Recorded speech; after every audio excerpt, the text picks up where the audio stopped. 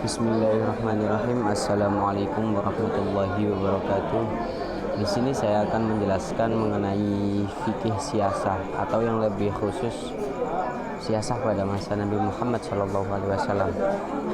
Banyak hal yang perlu diperhatikan dalam kehidupan berbangsa dan bernegara. Salah satunya adalah masalah politik atau siasah itu sendiri yang terjadi di sebuah negara. Pun banyak terdapat mengenai bagaimana negara itu seharusnya berjalan sesuai dengan anjuran Al-Quran dan Rasulullah SAW. Perbedaan tersebut memang terjadi sepeninggal Rasulullah SAW, di mana pada saat itu banyak pola yang terbentuk dalam dunia Islam tersendiri. Perbedaan tersebut bisa jadi terbentuk karena memang tidak dijelaskan secara gamblang di dalam Al-Quran mengenai bagaimana bentuk negara dan kepemerintahannya. Pun Nabi juga tidak melakukan secara gamblang mengenai pembentukan negara dan kepemerintahannya. Mengenai pengangkatan kepemimpinan, bentuk dan sistem pemerintahan negara dan lain sebagainya yang berkaitan dengan kenegaraan tidak dijelaskan juga secara gamblang oleh Al-Quran dan Nabi Muhammad SAW. Dan akhirnya hal yang terjadi atas hal itu adalah adanya banyak ijtihad yang dilakukan oleh umat manusia untuk menata kehidupannya atau kepemerintahannya berdasarkan realitas tentang kehidupan yang dihadapinya. Dalam perkembangannya ditemukan keberagaman aliran politik yang melahirkan juga berbagai macam praktik ketatanegaraan yang berbeda antara umat Islam. Perbedaan tersebut semakin terasa ketika Islam menghadapi kolonialisme Barat pada abad ke-19 Masehi. Kolonial Barat tersebut juga turut serta untuk menghegemoni ideologi terhadap suatu wilayah bangsa-bangsa Islam atau negara-negara Islam. Perbedaan pun muncul mengenai respon yang terjadi.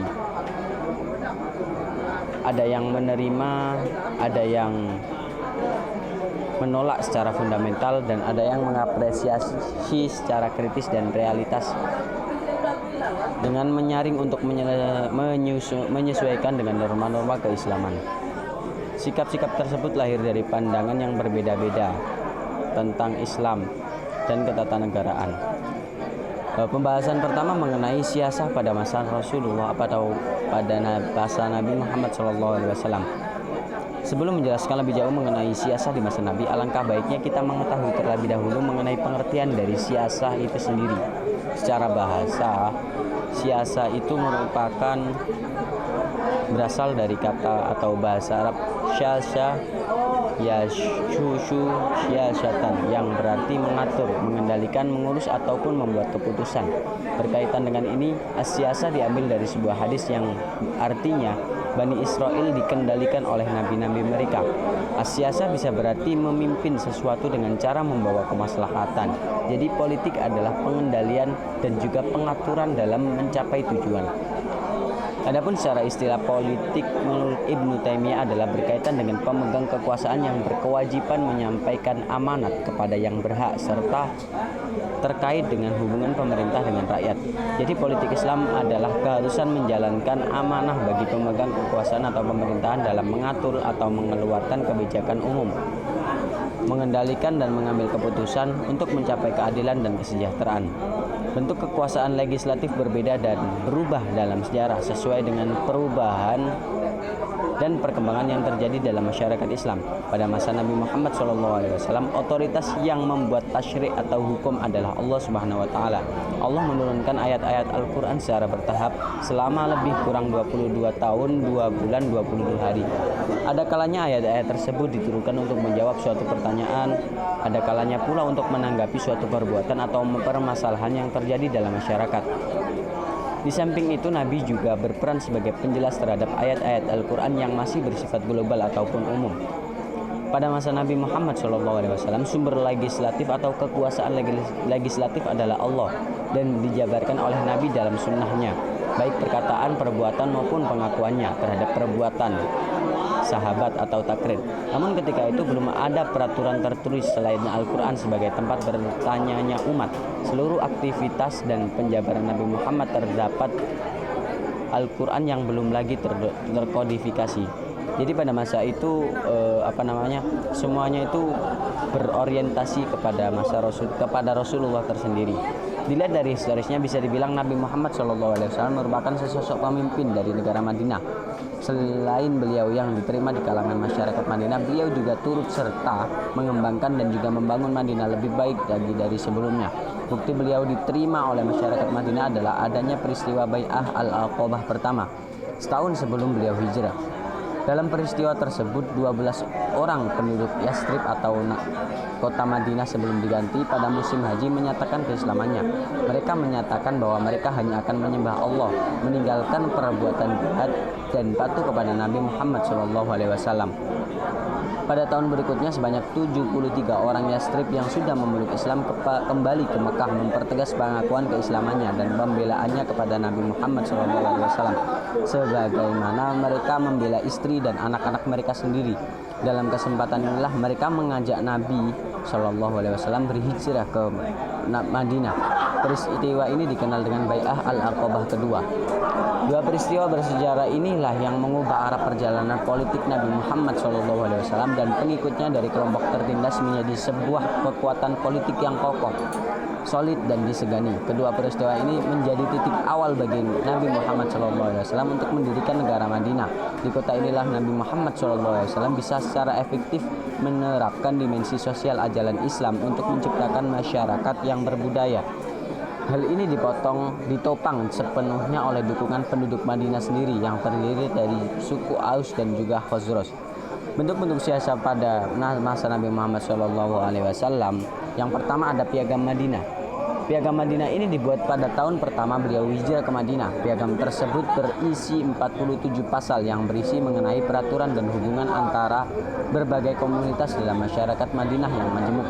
Isi terpenting dari prinsip Piagam Madinah ini adalah membentuk suatu masyarakat yang harmonis, mengatur sebuah umat dan menegakkan pemerintahan atas dasar persamaan hak. Piagam Madinah ini juga merupakan suatu konstitusi yang telah meletakkan dasar-dasar sosial politik bagi masyarakat Madinah dalam sebuah pemerintahan di bawah kepemimpinan Nabi Muhammad SAW. Piagam Madinah ini dianggap oleh para pakar politik sebagai undang-undang dasar pertama dalam negara Islam yang didirikan oleh Nabi Muhammad SAW. Yang kedua ada Perjanjian Hudaibiyah. Jika dianalisa secara politis, maka sesungguhnya tujuan Rasulullah SAW berkenaan untuk mengadakan perjanjian ini atau Perjanjian Hudaibiyah ini adalah adanya keinginan beliau dalam mewujudkan rekonsiliasi antara kelompok muslimin dan kafir Quraisy. Beliau ingin agar kedua kelompok tersebut dapat hidup berdampingan secara damai, tanpa adanya permusuhan, meskipun pada akhirnya seringkali kelompok kafir Quraisy selalu melanggar perjanjian yang telah mereka sepakati dengan kelompok muslimin. Di samping perjanjian tersebut merupakan usaha Rasulullah SAW dalam menciptakan rekonsiliasi atau islah, perjanjian juga merupakan salah satu bentuk kompromi politik antar dua kelompok yang saling berbeda pendapat, berbeda pandangan, serta saling berseberangan.